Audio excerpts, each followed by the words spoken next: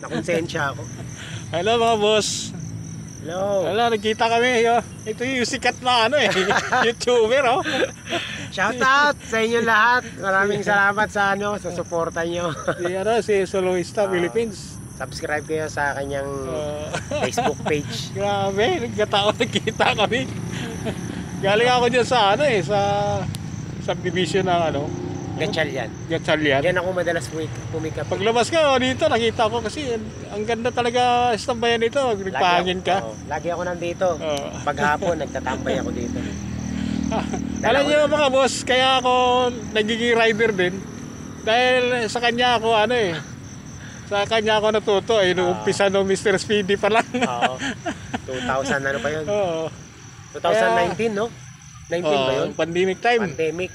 Pandemic time kasi nasa mall ako. Sabihin natin boost ako dun sa mall pero pandemic time walang boost doon.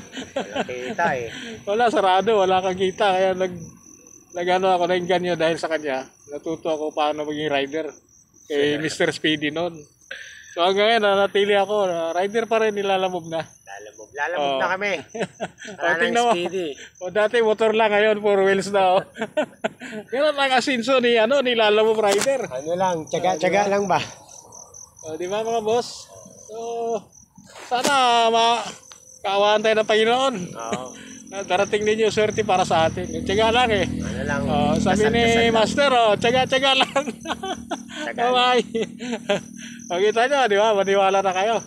Nakarating pa sa bahay ni Duterte sa Davao Pinapanood kita nun. Okay, salamat.